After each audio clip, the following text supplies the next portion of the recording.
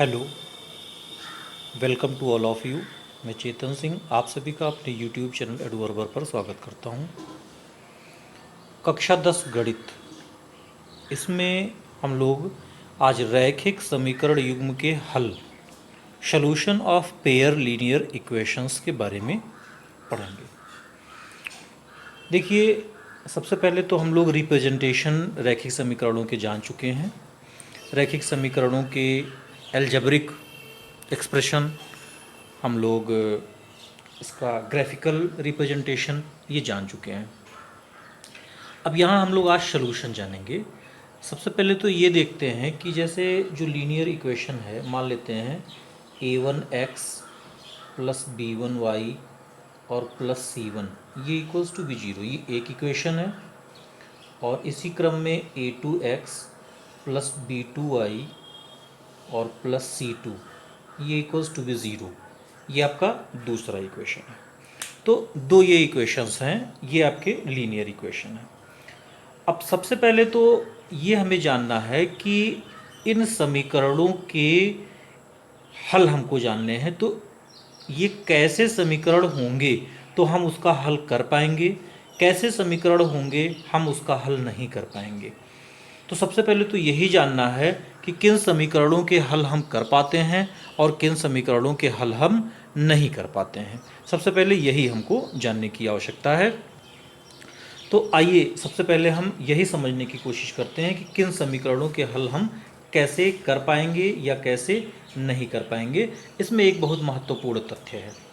देखिए, इन दोनों इक्वेशंस में हम इनके कोफिशिएंट्स की तुलना करते हैं। ये a1 b1 c1 a2 b2 c2 ये कोफिशिएंट और कांस्टेंट हैं। a1 b1 ये क्रमशः xy के पहले समीकरण के, a2 b2 ये क्रमशः दूसरे समीकरण के xy के कोफिशिएंट हैं और c1 c2 ये कांस्टेंट हैं। अब देखिए, इसमें आपकी कंडीशन है, जब a1 by a2 is not equals to be b1 by b2, अगर ऐसा है तब सरल रेखा युग्म निकाय ये संगत होगा और इसका एक अद्वितीय हल होगा। क्या होगा? अद्वितीय हल होगा। ये कंडीशन होगा जब a1 by a2 is not equals to be b1 by b2, तब समीकरण का हम अद्वितीय हल प्राप्त करेंगे। दूसरा कंडीशन इसका हम देखते हैं, जब a1 by a2 equals to be b1 by b2 is not equals to be c1 by c2। अगर ऐसा है तब सरल रेखा युग्म निकाय असंगत होगा। इसका अर्थ ये हुआ कि हमें कोई हल प्राप्त नहीं होगा। ऐसी स्थिति में कोई हल नहीं, कोई हल प्राप्त नहीं होगा। इसका तीसरा कंडीशन हम देख लेते हैं। तीसरा कंडीशन है, जब a1 by a2 equals to be b1 by b2 और equals to be c1 by c2, तब सरल रेखा युग्म निकाय जो है ये संगत होगा, लेकिन ये आश्रित होगा। इसके अपरिमित अनेक हल होंगे। क्या होंगे? अनेक हल होंगे। अनेक हल, जो भी आप कंडीशन x और y के रखोगे उन सब के लिए समीकरण संतुष्ट करेगा। तो समीकरण हल करने से पहले, उसके मेथड जानने से पहले हम लोग ये सीख लें कि सिर्फ पहले कंडीशन में अगर इक्वेशन है तो हम उसका अद्वितीय हल प्राप्त करेंगे। यदि इन दोनों कंडीशन में आपके इक्वेशन हैं तो दूसरे कंडीशन में हमें कोई हल प्राप्त नहीं हो सकता और तीसरे कंडीशन में हमें अनेक हल प्राप्त होगा। अब हम ये जानेंगे कि इन समीकरणों के जो रैखिक समीकरण युग्म हैं इनके हल हम किन किन मेथड से प्राप्त करेंगे। तो आइए अब ये हम जानते हैं। देखिए, इसके दो मेथड हैं। रैखिक समीकरण युग्म, इनको सॉल्व करने के दो मेथड हैं। कौन कौन से मेथड हैं ये आइए इस पे हम लोग थोड़ा सा चर्चा करते हैं। देखिए, एक जो मेथड है, जैसे हम लोगों ने दो तरह का रिप्रेजेंटेशन पढ़ा, एक हम लोगों ने एल्जेब्रिक रिप्रेजेंटेशन पढ़ा और दूसरा हम लोगों ने ग्राफिकल रिप्रेजेंटेशन पढ़ा। तो इसी तरह से एक विधि हमारी आलेख विधि होगी, आलेख विधि। ये हमारी पहली विधि हो गई, जिसको हम कह सकते हैं ग्राफिकल मेथड, ग्राफिकल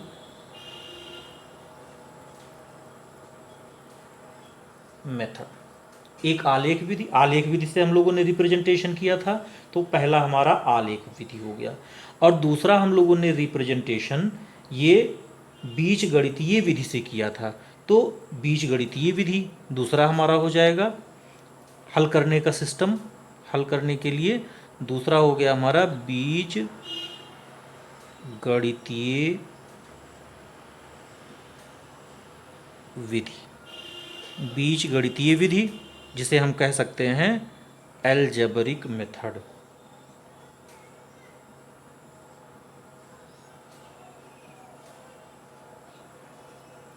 अब देखिए, ग्राफिकल मेथड रिप्रेजेंटेशन में ही आपने जाना था कि या तो इस तरह से रेखाएं प्रतिच्छेद होती थीं, या रेखाएं इस तरह से एक दूसरे के समानांतर हो जाती थीं, और या रेखाएं एक दूसरे पर संपाती हो जाती थीं, दोनों रेखाएं एक दूसरे पर संपाती हो जाती थीं। तो इसमें हम उसी समय ही आपको बता दिए थे कि जहाँ ये पॉइंट ऑफ इंटरसेक्शन होगा, पॉइंट ऑफ इंटरसेक्शन में x का मान जो आएगा और y का जो मान आएगा, यही x और y के जो मान होंगे वही आलेखीय विधि से समीकरण के हल होंगे। तो ये आप थोड़ा बहुत वहाँ ही जान चुके थे, अब थोड़ा सा डिटेल और हम लोग पढ़ेंगे। ये जो आपका बीजगणितीय विधि है, एल्जेब्रिक जो मेथड है, ये एल्जेब्रिक मेथड फिर अनेक प्रकार के हैं। इसमें से आप देखिए मुख्य रूप से आपके तीन मेथड हैं। एल्जेब्रिक मेथड जो है ये तीन तरह से है। कौन कौन से हैं? एक को हम कहते हैं प्रतिस्थापन विधि। क्या है? प्रतिस्थापन विधि, जिसको हम लोग कहते हैं सब्स्टिट्यूशन मेथड।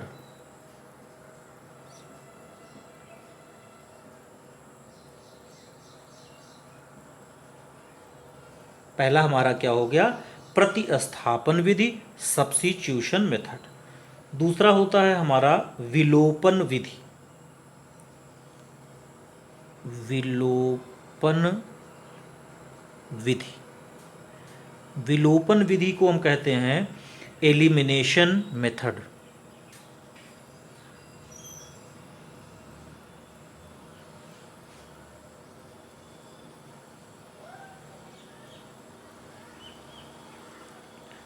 Elimination method. और तीसरा जो हमारा है उसे हम क्रॉस मल्टीप्लिकेशन या वज्र गुणन विधि कहते हैं। क्या है? वज्र गुणन विधि। इसको कहते हैं क्रॉस मल्टीप्लिकेशन मेथड।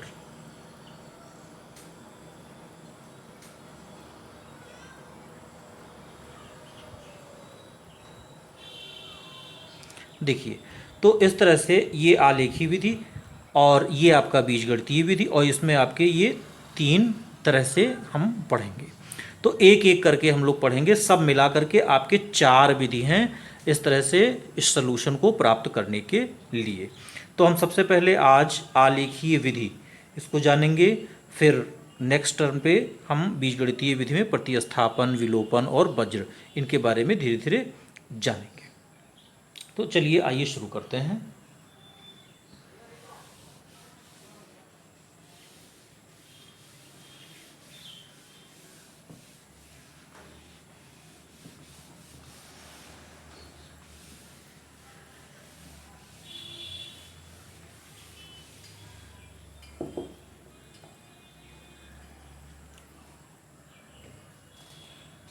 एक इक्वेशन लेते हैं हम लोग,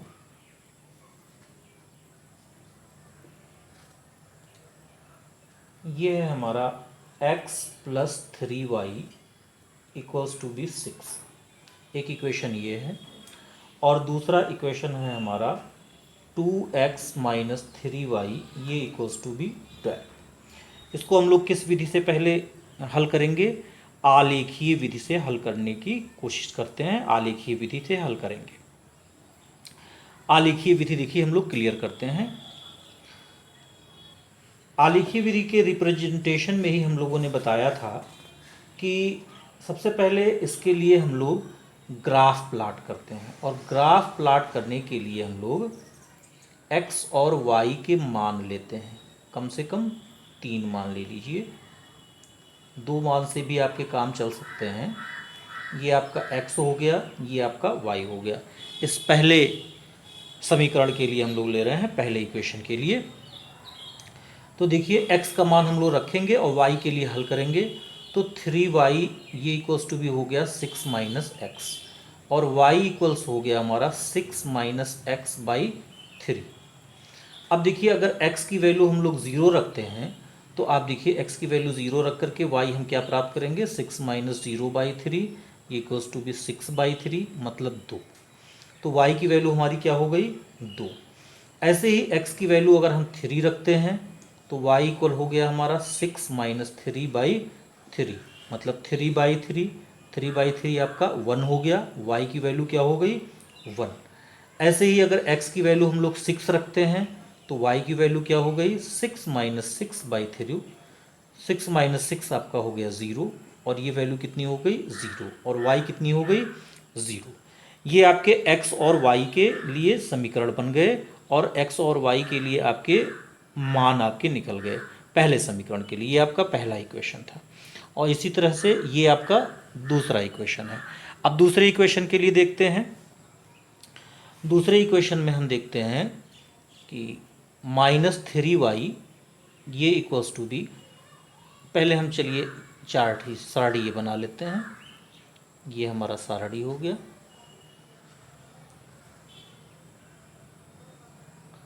ये x और ये y, और थोड़ा सा इसको हल करते हैं। Minus 3y equals to be 12 minus 2x, और y इक्वल हो गया 12 माइनस 2x बाई माइनस 3। चाहे तो हम माइनस से ऊपर नीचे दोनों में गुणा कर दें, तो ये माइनस हो जाएगा, ये प्लस हो जाएगा। तो हम लिख सकते हैं 2x माइनस 12 और बाई 3। अब चलिए x का मान हम लोग 0 रखते हैं। x का मान 0 रखेंगे, y का मान हमको क्या मिलेगा? x की जगह पे 0 लिखते हैं, तो क्या हो गया हमारा? 2 इंटू 0 माइनस 12 बाई 3, ये आपका 0 हो गया, और माइनस 12 बाई 3 हो गया। माइनस 12 बाई 3 कितना हो गया? माइनस 4। तो आपकी y की वैल्यू कितनी आ गई? माइनस 4। अब फिर देखते हैं x की वैल्यू अगर हम 3 रखते हैं, तो y की वैल्यू क्या आएगी? इसी में रखना है, 2 इंटू 3 माइनस 12 बाई 3, 3 दूनी 6 माइनस 12 बाई 3 हो गया। आप घटा लीजिए, ये माइनस 6 बाई 3 कितना हो गया? माइनस 2। आपका y का मान कितना हो गया? माइनस 2। ऐसे ही अगर हम x की वैल्यू 6 रखते हैं, तो y इक्वल्स हो गया हमारा 2 इंटू 6 माइनस 12 बाई 3, कितना हो गया? 12 माइनस 12 बाई 3, कितनी वैल्यू हो गई? ये हमारी 0। तो 6 रखने पर हमारी वैल्यू कितनी हो गई? 0। तो सबसे पहला काम हम लोगों का यही था कि हम लोग ये जो दोनों समीकरण हमको दिए गए हैं, इन समीकरणों से हम x और y के इस तरह से मान प्राप्त करें। चलिए अब मान प्राप्त हो गया, अब प्लॉटिंग हम लोग कर देते हैं। देखिए अब प्लॉट हमको कैसे करना है? देखिए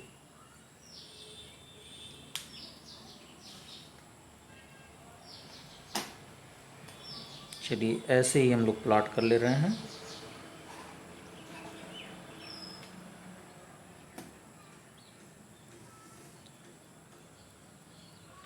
ये मान लेते हैं कि आपका मूल बिंदु हो गया, ये आपका एक्स एक्सिस, ये आपका एक्स डैश एक्सिस, ये वाई एक्सिस और ये आपका वाई डैश एक्सिस।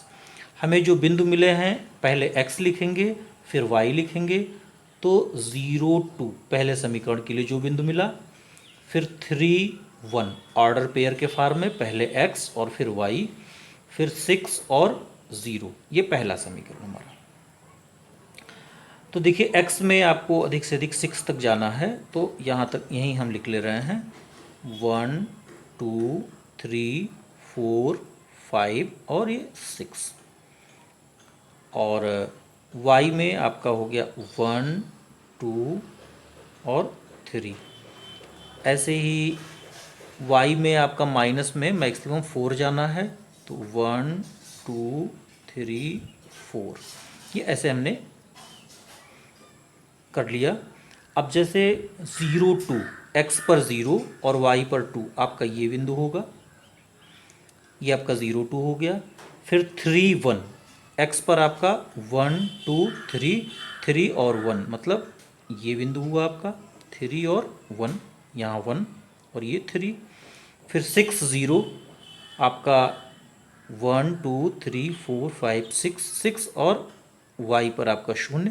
तो ये इस तरह से आपके 3 बिंदु पहले समीकरण से जो मिले थे, और इनको अगर हम मिलाते हैं तो एक सरल रेखा हमको मिलती है। ये आपकी सरल रेखा ये हो गई, और ये जो समीकरण है वो कौन सा समीकरण है आपका?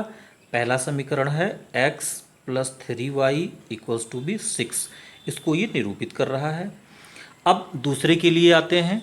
जो दूसरा इक्वेशन है, इसमें जो हमको पॉइंट मिल रहा है वो 0 -4, पहले x लिखेंगे फिर y लिखेंगे, फिर 3 -2, फिर 6 और 0 हो गया। इसको भी हम प्लाट कर लेते हैं। आप देखिए 0 4, तो 0 हो गया, और सॉरी -4, तो नीचे जाएंगे। -4 का मतलब 1 2 3 4, 0 -4 आपका ये पॉइंट हो गया। फिर हम देखते हैं 3 -2, ये 3 -2, 1 2 3 और -2 का मतलब नीचे, 3 -2 का मतलब ये आपका पॉइंट हो गया, ये हुआ। और तीसरा पॉइंट हमारा 6 0, तो ये 6 हो गया और ये 0 हो गया, ये 6 0 हो गया। अब इनको हम मिलाते हैं तो हम ये देखते हैं कि ये हमें एक स्ट्रेट लाइन मिली। अब इन दोनों रेखाओं का प्रतिच्छेद बिंदु कहाँ है? प्रतिच्छेद बिंदु हमारा यही 6 और 0 है। 6 0 ही हमारा प्रतिच्छेद बिंदु है। इसलिए समीकरण का हल क्या होगा? समीकरण का हल यही प्रतिच्छेद बिंदु ही बता रहा है। हमारा 6 0 हुआ, 6 0 का मतलब हुआ ये बिंदु समीकरण का हल है, मतलब x का मान 6 होगा और y का मान हमारा 0 होगा। अच्छा, यह भी जान लिया जाए कि जैसे जो समीकरण हमने लिया, तो ये हम कैसे जानें कि इसका एक अद्वितीय हल ही हो सकता है। जैसे हमने कहा था कि कंडीशन था आपका कि a1/a2 is not equals to be b1/b2, ये होना चाहिए, तभी हमारा समीकरण अद्वितीय हल प्राप्त करेगा। तो आइए देखते हैं a1 और यहाँ a1 और ये b1 हमारा क्या है इस समीकरण में। a1 आपका है 1 और b1 है हमारा 3। ये a1, ये b1, ये a2, ये b2। a2 है हमारा 2 और b2 है -3। a2 है 2 और b2 है -3। अब जब हम ये कंडीशन लगाते हैं तो आप देखिए a1/a2, a1 हो गया आपका 1 और a2 हो गया हमारा 2, और b1/b2, b1 है हमारा कितना 3 और b2 कितना है -3। तो आप देखिए क्या 1/2, ये अब ये वैल्यू आपकी कितनी हो गई -1 हो गई। तो इसका मतलब ये दोनों बराबर नहीं है, इसीलिए हमें एक अद्वितीय हल प्राप्त हुआ है। तो इस तरह से हम इन समीकरणों को ग्राफ के रूप में बदलते हैं और ग्राफ के रूप में जब हम इसको प्रदर्शित करते हैं तो प्रतिच्छेद बिंदु इन समीकरणों का हल होता है।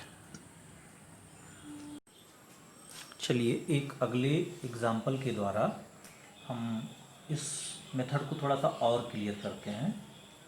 ये हमारा है समीकरण जो दिया गया है x minus Y plus one equals to be zero, X minus Y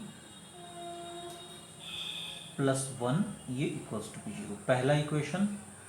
और दूसरा है हमारा 3x प्लस 2y माइनस 12 और ये इक्वल्स टू बी ज़ीरो। ये दो इक्वेशन दिए गए हैं, इनको आलेख विधि द्वारा हमको हल करना है। सॉल्यूशन देखते हैं। तो पहला काम है हम लोगों का, इनके लिए सारणी बना लें। x और y के मान कम से कम 2 और 3 निकाल लेंगे तो और थोड़ा स्पष्ट रहेगा। ये मान हम लोग निकालते हैं। सबसे पहले ये पहले समीकरण के लिए देखते हैं, x और y ये लिख देते हैं। जैसे माइनस वाई इक्वल हो गया हमारा, x और 1 को दाहिने तरफ कर देंगे, चिन्ह बदल जाएगा, माइनस एक्स माइनस 1 हो गया। माइनस अगर हम कॉमन ले लेंगे तो y इक्वल हो गया हमारा x प्लस 1। माइनस से इधर गुणा कर देते हैं, माइनस से इधर भी गुणा कर देते हैं, या कॉमन लेकर के काट लेते हैं, तो y equals to be X plus 1 हो गया।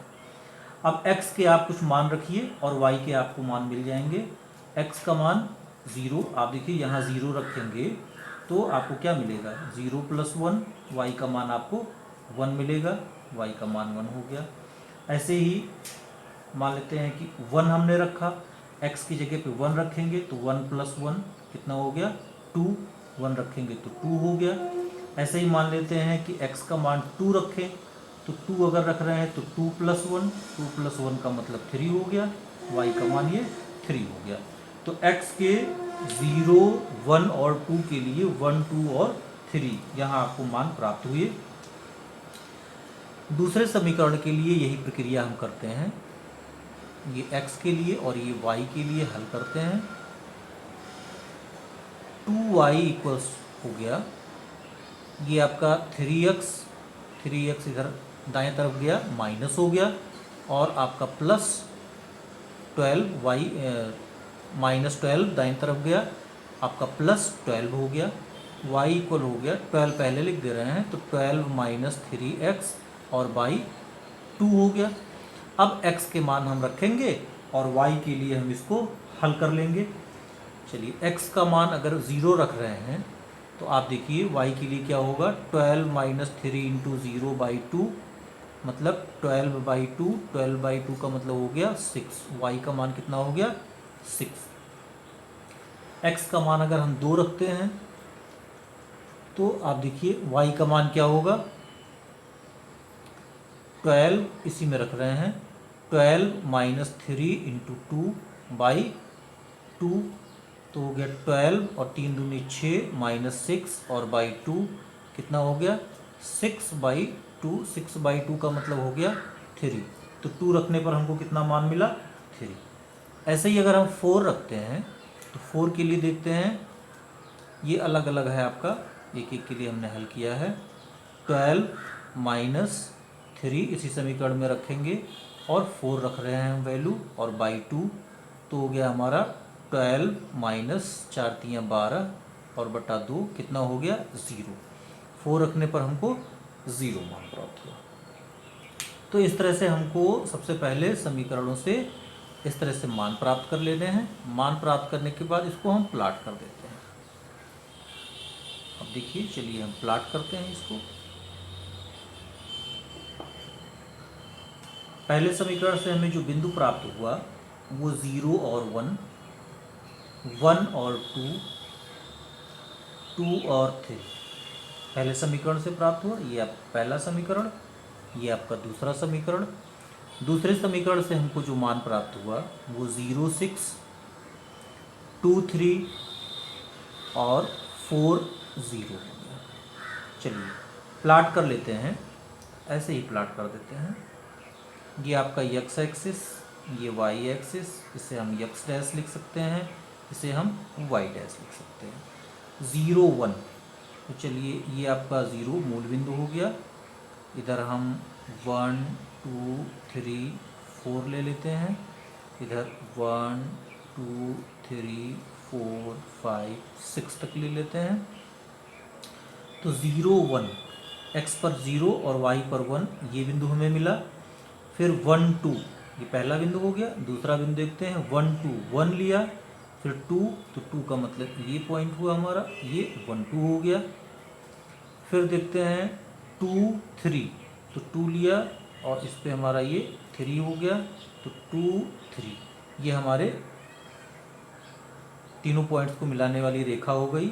और ये रेखा कौन सी रेखा प्रदर्शित कर रही है? x minus Y plus 1 equals to be 0। अब दूसरे इक्वेशन में आते हैं और इनके पॉइंट्स को प्लाट करते हैं। 0 6, तो ये 0 हुआ, और 6 मतलब y पर 6, तो 1 2 3 4 5 और ये 6 ऊपर वाला है, ये 0 6 हो गया। फिर 2 3 1 2, ये 2 हो गया, और 3 का मतलब 1 2 और 3, ये 2 3 आपका यही पॉइंट मिला। और फिर हमारा 4 0 1 2 3, ये 4 और 4 और ये 0, तो ये 4 0 हो गया। इस तरह से हम देखते हैं कि अगर इनको मिलाने वाली रेखा होगी तो वो ये होगी,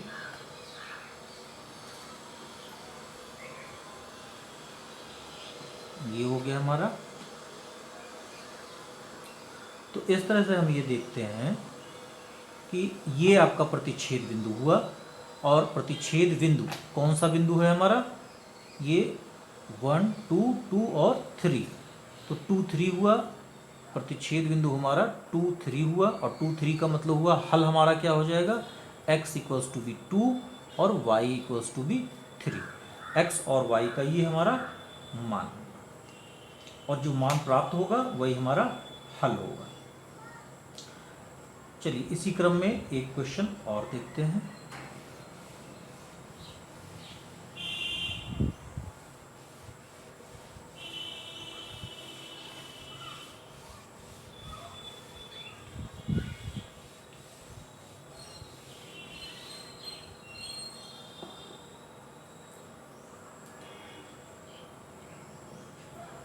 ग्राफ द्वारा ये हमें ज्ञात करना है कि निम्न समीकरण युग्म का हल नहीं है, अद्वितीय हल है अथवा अपरिमित रूप से अनेक हल है, ये हमें ज्ञात करना है। तो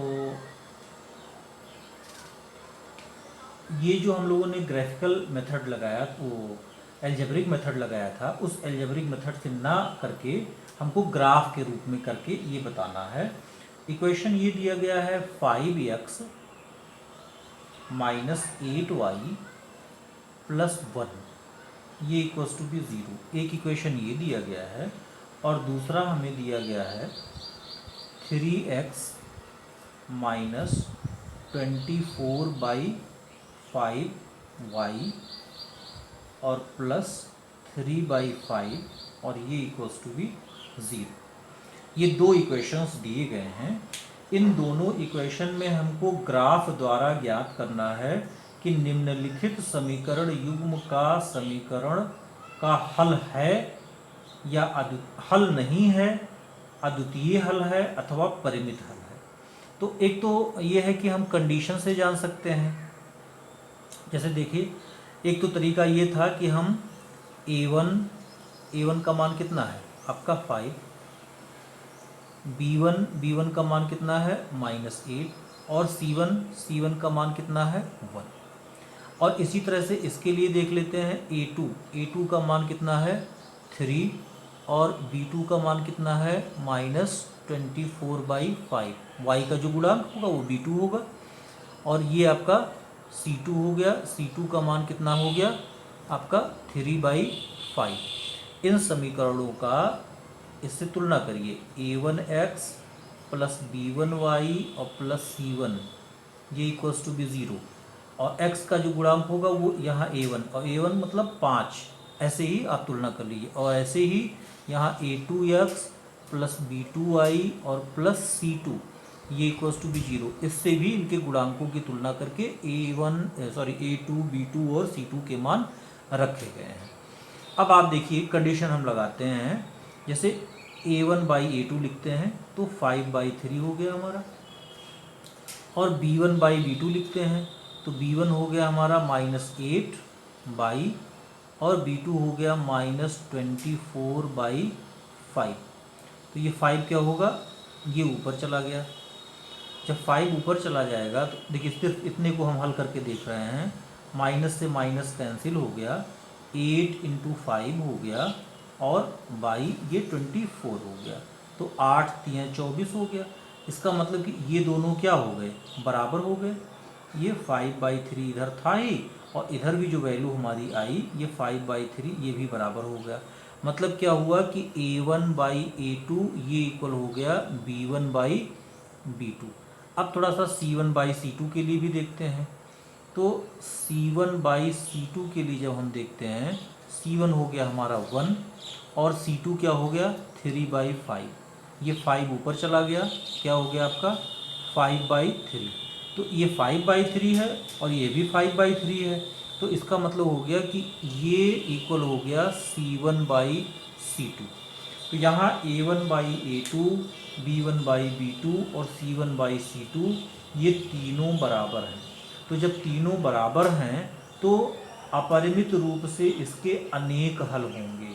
क्या कंडीशन आया था, तीसरा कंडीशन आप याद करिए कि अपरिमित रूप से इसके अनेक हल होंगे, और ये जो रेखाएं होंगी वो क्या करेंगी, एक दूसरे पर संपाती प्रदर्शित करेंगी।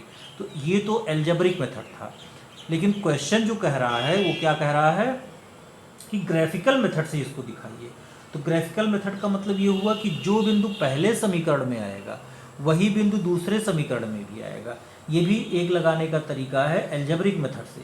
और ये जो प्रश्न कह रहा है ये कह रहा है कि आप इसको ग्राफिकल मेथड से बताइए। तो आइए हम ग्राफिकल मेथड से भी जानते हैं।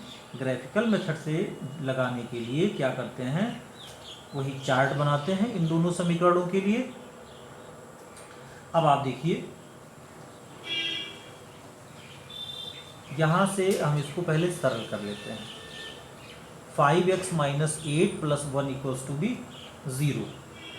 और इस समीकरण में इस तरह से करिए कि ये समीकरण आने की कोशिश हो जाए, या दूसरे समीकरण से हम पहला समीकरण प्राप्त कर लें। तो दोनों समीकरण अगर एक ही तरह का समीकरण प्रदर्शित हो रहा है तो इसका मतलब ये हुआ कि दोनों एक ही रेखाओं को ही प्रदर्शित करेंगे। तो इसके लिए क्या हम कर रहे हैं, देखिए इसको हम 5 से गुणा कर दे रहे हैं, 5 से गुणा कर दे रहे हैं, 5 हमको मिल जाएगा। और अगर 3 से हम भाग दे दें तो 3 ये कैंसिल हो जाएगा, x का गुणांक 5 है यहाँ, 5 यहाँ, दोनों आ जाएगा। तो पूरे समीकरण में क्या कर रहे हैं, 5/3 से मल्टीप्लाई कर देते हैं। 3x - 24/5 y और प्लस 3/5, और इधर भी मल्टीप्लाई करेंगे तो 0 ही हो गया। अब चलिए इनकी कोफिशिएंट्स में गुणा करके देख लेते हैं। 5/3 × 3x माइनस 5/3 इंटू 24/5y, फिर प्लस 5/3 × 3/5, ये इक्वल हो गया 0। 3 से 3 देखिए कैंसिल हो गया, 5 से 5 कैंसिल हो गया, और 3 × 8 = 24, 8 आ गया। यहाँ 5 से 5 कैंसिल हो गया, 3 से 3 कैंसिल हो गया, क्या हो गया 5x - 8y और प्लस 1 = 0। ये वही समीकरण है जो आपका पहला समीकरण, ये आपका पहला समीकरण था, ये आपका दूसरा समीकरण है। तो दोनों समीकरण एक ही समीकरण है, क्या है, सिर्फ उनको कोफिशिएंट उनके बदले हुए थे। 5x - 8y + 1 ये भी = 0, ये भी समीकरण वही है। तो अब कोई भी हम अगर मान प्लाट करते हैं, जैसे मान लीजिए कि हमारा हो गया कि -8y ये इक्वल हो गया -5x और -1, मतलब 8y इक्वल हो गया 5x प्लस 1, माइनस दोनों में कॉमन लेके कैंसिल कर दीजिए, तो y इक्वल क्या हो गया 5x प्लस 1/8। अब चलिए x का कोई भी मान लेते हैं और y के लिए हल कर लेते हैं, तो दोनों समीकरणों में एक ही मान आएगा, ये x हुआ ये y हुआ। चलिए x का कोई भी मान लेते हैं, मान लीजिए x का मान हमने 3 ले लिया, तो x का मान जब 3 लेंगे तो 5 × 3 धन 1/8, 5 तियाँ 15 और 1 16, 16/8, 16/8 का मतलब क्या हो गया 2, y का मान हमको 2 मिल गया।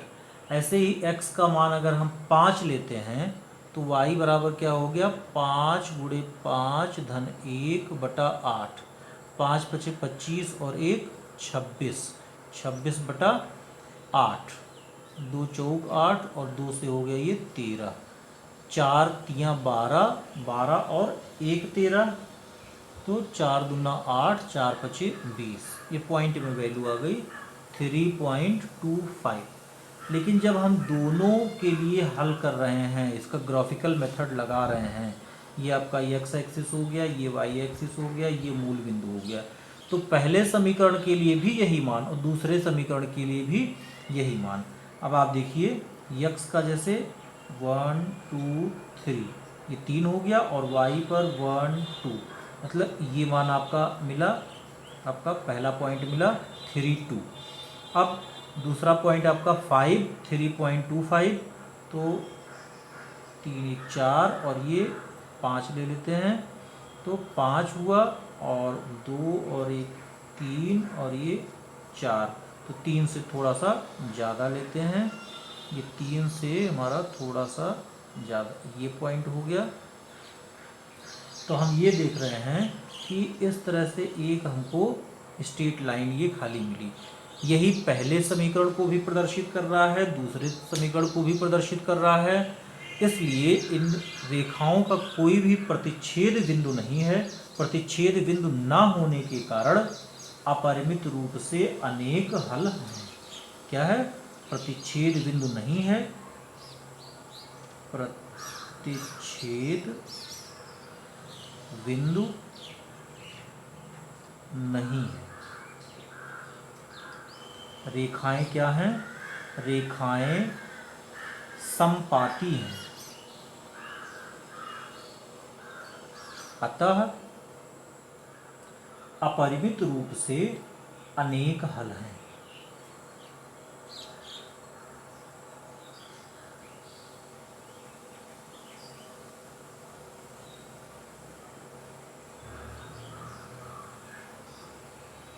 ये अपरिमित रूप से अनेक है। इसी क्रम में और क्वेश्चन हम लोग देखते हैं। चलिए एक क्वेश्चन और देखते हैं, इसको भी ग्राफिकल मेथड से हल करना है। इस तरह से आप इस ग्राफिकल मेथड को लगा करके एकदम आश्वस्त हो जाइए कि ग्राफिकल मेथड हमारा ये क्लियर हो जाएगा। और ये आपको इस तरह से हम क्वेश्चन बता दे रहे हैं और इसके बाद आपको एक्सरसाइज भी दे दे रहे हैं। एक्सरसाइज करके ये आप क्लियर कर लीजिएगा। ये अगला एक क्वेश्चन हम लोग समझते हैं। ये जैसे है हमारा एक इक्वेशन दिया गया है 2x plus Y equals to B 2, 2x plus Y equals to B 2, ये पहला इक्वेशन। और दूसरा है हमारा 2y minus X, 2y minus X ये equals to B 4, 2y minus X equals to B 4। ये आपका पहला समीकरण हो गया, ये आपका दूसरा समीकरण हो गया। और इन समीकरणों को हमें ग्राफिकल मेथड से हल करना है। तो ग्राफिकल मेथड के लिए हमें x और y के लिए सारणी बनानी है। ये सारणी बनाएंगे हम लोग। ये देखिए यहाँ x लिखेंगे, यहाँ y लिखेंगे, ये x हो गया, ये y हो गया। और x और y के लिए हम लोग मान निकाल लेंगे। चलिए ये मान निकालेंगे दोनों के लिए। चलिए इसके लिए देखते हैं y इक्वल्स हम लिखेंगे 2 माइनस 2x, अब x का मान अगर हम लोग 1 ले रहे हैं, x का मान अगर हमने 1 लिया तो 2 माइनस टू इंटू वन क्या हो गया, 2 माइनस टू कितना हो गया, 0। तो y का मान हमें कितना मिला, 0 मिला। इसी तरह से x का मान अगर हम 0 लेते हैं तो आप देखिए y इक्वल हो गया 2 माइनस टू इंटू 0, तो कितना हो गया 2 माइनस 0, 2 माइनस 0 कितना हो गया 2। तो आपका y का मान कितना हो गया 2। इसी तरह से x का मान अगर हम 2 लेते हैं तो y बराबर कितना हो गया 2 माइनस टू इंटू टू, कितना हो गया 2 माइनस 4, 2 माइनस 4 कितना हो गया -2, y का मान कितना हो गया -2। ये पहले समीकरण के लिए हो गया। दूसरे समीकरण के लिए देखते हैं, 2y इक्वल हो गया 4 प्लस एक्स, वाई कितना हो गया 4 प्लस एक्स बाई 2। चलिए x के लिए मान लेते हैं, मान लिया हमने x के लिए 0 लिया, तो y कितना हो गया 4 प्लस 0 बाई 2, क्या हो गया 4 बाई 2, 4 बाई 2 का मतलब 2, y का मान हमारा 2 हो गया। x का मान हमने 2 लिया, चलिए y इक्वल हो गया हमारा 4 प्लस 2 बाई 2, 4 प्लस 2 हो गया हमारा 6, 6 बाई 2, 6 बाई 2 का मतलब हो गया 3। कितनी वैल्यू हो गई हमारी 3, 2 3। ऐसे ही x का मान अगर हम -4 ले रहे हैं तो y इक्वल हो गया हमारा, इसी समीकरण में रख रहे हैं 4 माइनस 4 बाई 2, क्या हो गया ये 0, ये वैल्यू हमारी 0 हो गई। अब दोनों समीकरणों से हमें बिंदु मिल गए। अब इनको हम प्लॉट कर देते हैं। देखिए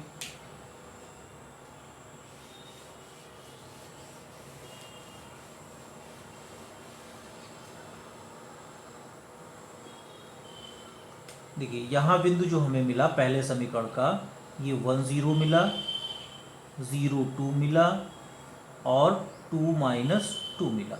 दूसरे समीकरण का जो बिंदु मिला 0 2 मिला। पहले x लिखेंगे y लिखेंगे, उसके बाद यही ध्यान रखना है हमें 2 3 ऑर्डर पेयर मेंटेन होना चाहिए, -4 और 0 हो गया। चलिए अब हम प्लॉट कर देते हैं। देखिए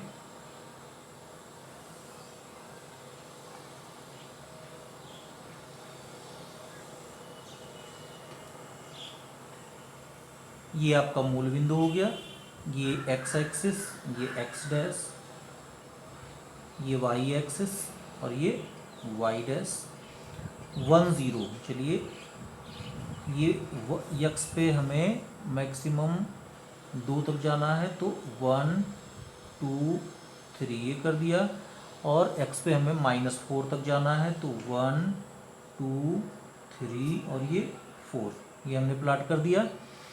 और y पर हमको मैक्सिमम 2 ये 3 तक जाना है तो 1 2 3, और माइनस में -4 तक जाना है तो 1 2 3 और ये 4 हो गया। अब देखिए प्लॉट करते हैं 1 0, तो ये 1 x पे 1 और y पर 0, पहला बिंदु हमको मिल गया 1 0। 0 2, x पे 0 तो y पे 2, 0 2 हो गया। x पे 2 तो y पे -2, -2 का मतलब नीचे आ गया, ये बिंदु हो गया। ये आपके 3 बिंदु मिले, इन तीनों बिंदुओं को मिलाती हुई आप रेखा खींच दीजिए। ये आपकी रेखा हो गई। ये पहले समीकरण को प्रदर्शित कर रही है, 2x प्लस वाई ये इक्वल्स टू बी 2। चलिए दूसरे समीकरण के लिए प्लॉट करते हैं। दूसरा समीकरण हमारा क्या है, 2y minus X equals to B 4। तो 0 2 ये आपका 0 हो गया, और y पर 2 मतलब ये 0 2 ये आपका दूसरे समीकरण के लिए बिंदु हुआ। फिर 2 3 तो 1 2 ये 2 हो गया, और y पर आपका ये देखिए 1 2 3 मतलब इसके सीध में यहाँ आपका आ जाएगा क्या, ये बिंदु होगा हमारा 2 3। फिर है हमारा -4 0 तो 0 1 2 3 4 ये -4 हो गया और 0 हो गया, तो ये हमारा बिंदु हो गया -4 0। ये दूसरे समीकरण के लिए ये हम ले रहे हैं। ये दूसरे समीकरण के लिए इक्वेशन हो गया।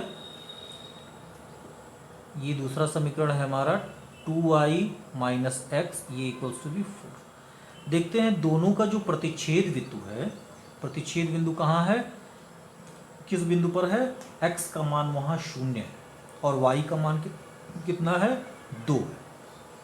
तो इस तरह से समीकरण का हल क्या होगा, समीकरण का हल x बराबर हो गया हमारा, देखिए यहाँ 0 और y का मान कितना हो गया 1 2, y का मान 2।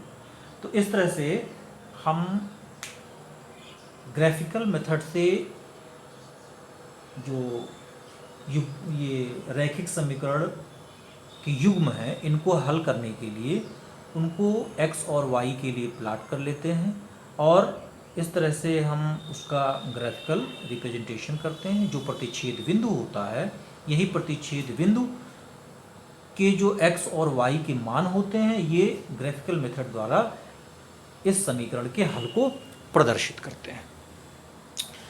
इन क्वेश्चंस को आप लोग कर लें और डिस्क्रिप्शन बॉक्स में हम इसके एक्सरसाइज के लिए कुछ अन्य क्वेश्चन आपको दे रहे हैं और ये क्वेश्चन आप इसमें करके और ग्राफिकल मेथड को बिल्कुल क्लियर कर लीजिए। धन्यवाद।